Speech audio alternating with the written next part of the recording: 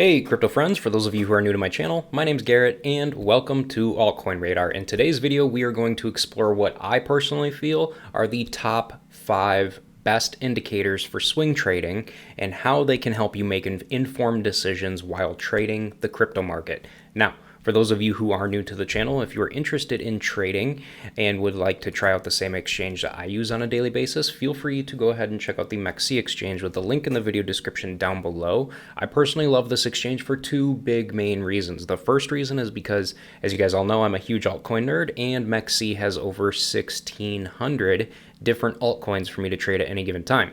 And in addition to that, as you guys can clearly see, MEXC has some of the cheapest trading fees in the entire industry right now, as you guys can clearly see, 0.01% taker fees, which is very, very nice because you simply get to keep most of your profits. And most exchanges, their taker fee is right around probably like 0.06%. So realistically, you're getting more of your profits trading with MEXC.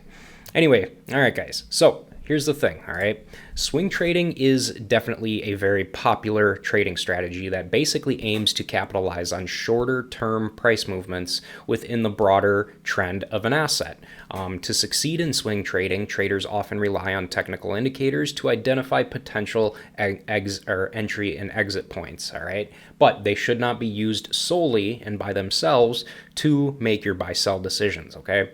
So let's go ahead and talk about these indicators here. So the first indicator that I want to talk about here is actually going to be moving averages, okay? I love moving averages. They're awesome, all right? Moving averages are fundamental indicators in swing trading. They basically help smooth out price data and identify trends. Two types of moving averages here are, that are particularly valuable for swing traders are the simple moving average and the exponential moving average, okay? So as far as the simple moving average is concerned, this average basically calculates the average closing price over a specified period of time. Swing traders often use either the 50-day period SMA or the 200-day SMA period to identify various trends. When the shorter term SMA crosses above the longer term SMA, it can basically signal a potential uptrend, and vice versa for downtrends as well. Now with exponential moving averages, they basically give you more weight to recent price data, making it more responsive to price changes. And swing traders can use EMAs to identify trend changes more quickly than SMAs, all right?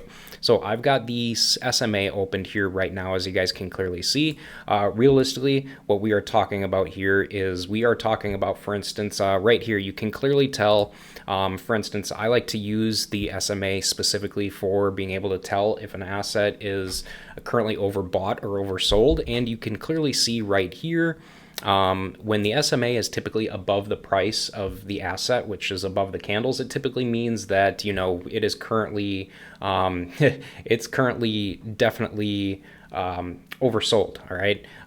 Which realistically right here, that did not happen. And realistically what happened was the price ended up dropping, all right, which you can clearly see, all right? So right there, that would have not been a good time to actually use the SMA to identify that trend, because as you guys can clearly see right here, the same thing happened right around here. The line is above, and typically what that would mean is typically that, the price of the asset is again overbought, and it would mean the price would, continue to drop, okay? But realistically, that didn't happen. Instead, we ended up rising instead.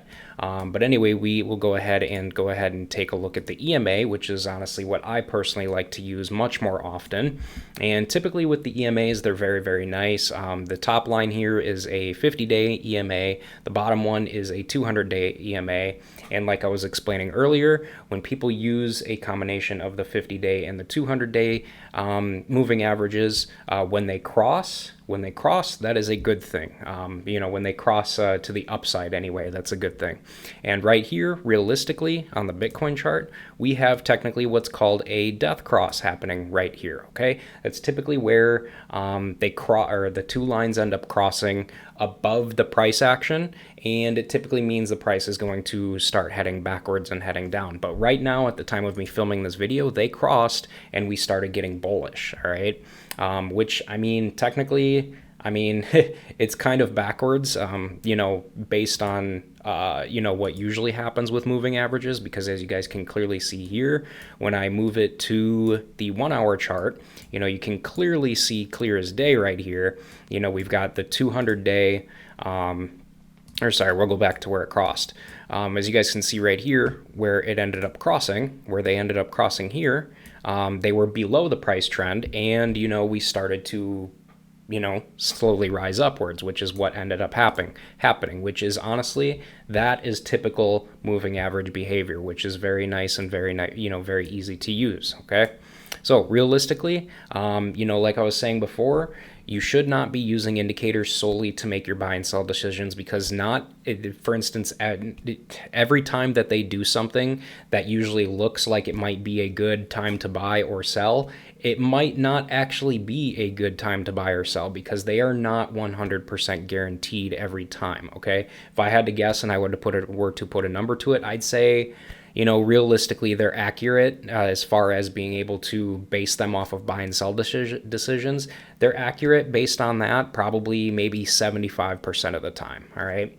So the next indicator that I want to talk about here is, first of all, let me go ahead and get rid of this SMA, but the next indicator I want to talk about here is going to be the relative strength index, okay? So let me go ahead and add the RSI here, and we will get talking about this one. All right, that's kind of messing with my eyes a little bit, so I gotta go ahead and change some things real quick, because it's really, really, really bothering me. All right, so we got that. We got that changed to white, and then I need this line to be lime green. There we go. That is much, much easier on my eyes personally. All right, so we have got the relative strength index. So when it comes to RSI, you guys, the RSI is basically a momentum oscillator that helps traders to identify overbought and oversold conditions. Typically, an RSI above the 70 level suggests overbought conditions, indicating a potential reversal to the downside. Now, notice I said potential, because it does not happen every single time. On the other hand, an RSI below 30 suggests oversold conditions, and could be a potential reversal to the upside. Swing traders typically use RSI to time their entries and exits, okay? So as you guys can clearly see right here, we can clearly see that, you know, for instance, the RSI here was way, way, way above the 70 level, way, way above, and the price was, you know, way up here. And that indicated that a reversal to the downside was, you know, going to be coming. And that's exactly what happened. We ended up going straight to the downside. All right. So that is another way, or that is another very good indicator to use for swing trading. But again, it does not happen like that every single time. Okay.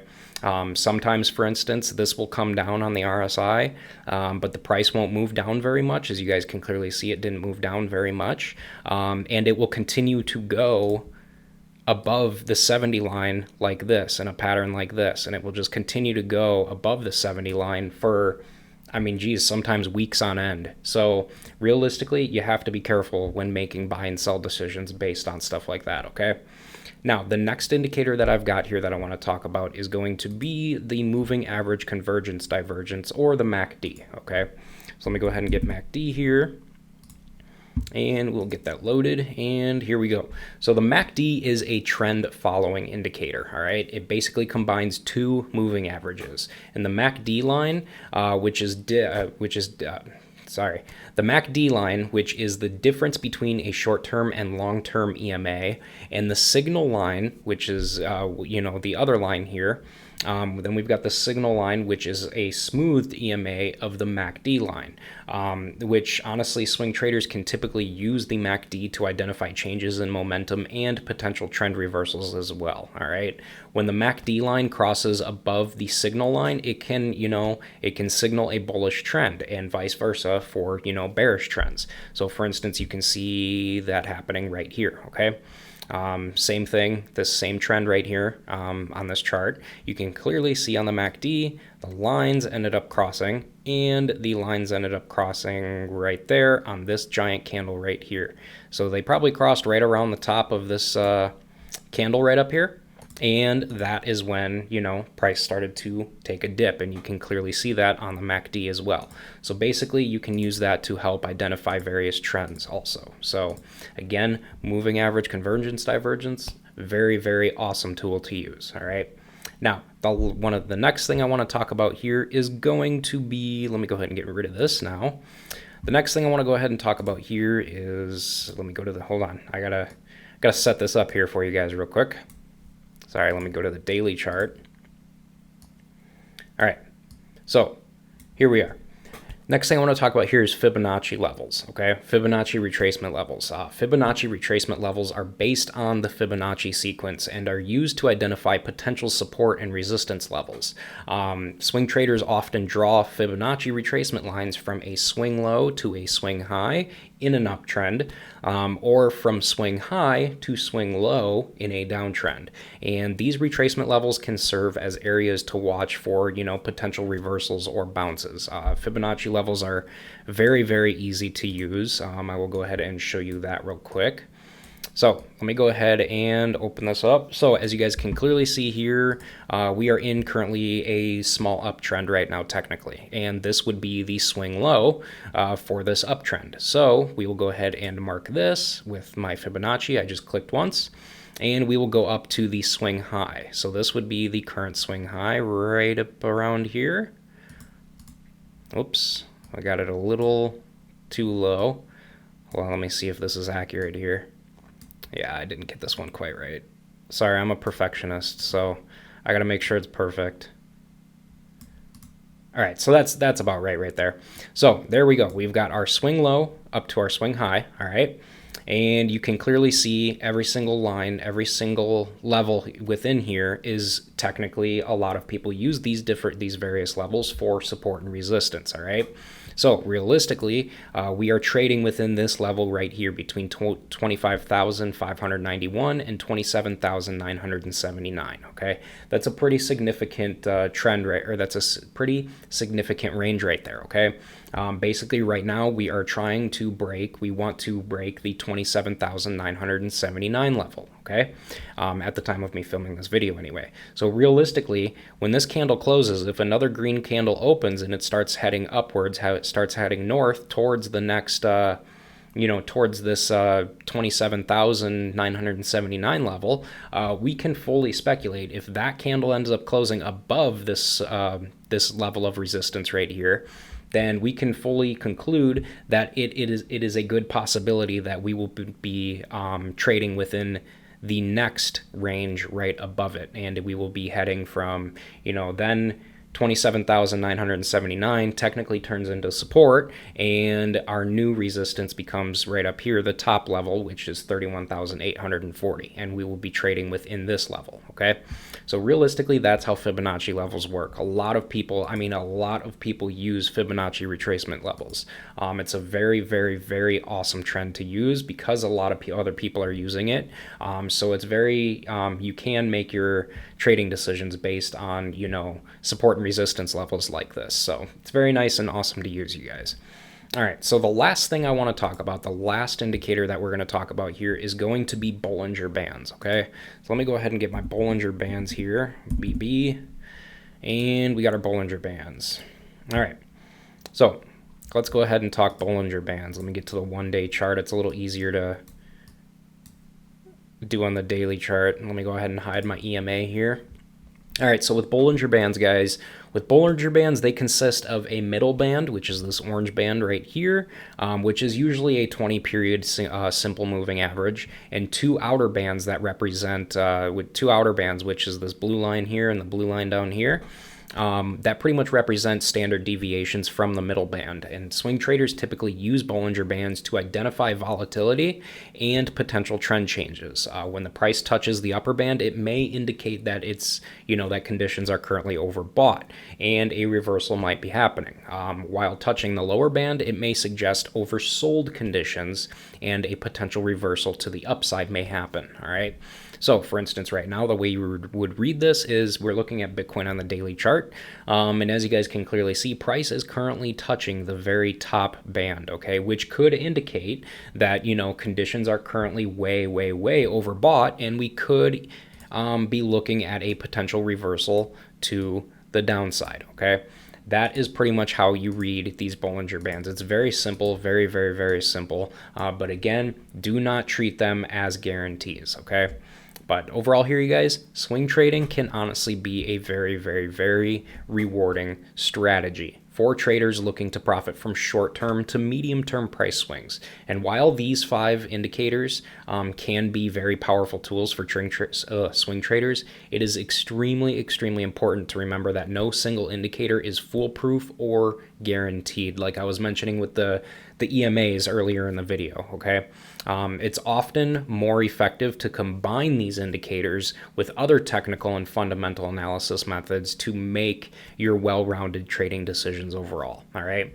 Additionally, you guys, risk management is very crucial with swing trading, all right? You want to make sure you're setting stop loss orders to protect your capital and never risk more than you can afford to lose in your trades. By incorporating these indicators into your swing trading strategy, maintaining discipline, you can increase your chances of success in, the dynamic and very exciting world of swing trading, all right? Now, if any of you guys have any questions about anything I mentioned in this video or anything that's related to altcoins or trading in general or anything, feel free to go ahead and reach out to me in my free community Discord server, which you can find a link to in the description below this video as well. But hey, overall here, you guys, that's going to pretty much do it for this video. So I will go ahead and wrap this video up. But if you guys haven't already and you would like to, go ahead and make sure to subscribe to the channel so that you never miss a new crypto and altcoin video from me on a regular basis. And hey guys, with that said, thanks again for watching, and I hope to see you guys in the comment section down below of my future videos.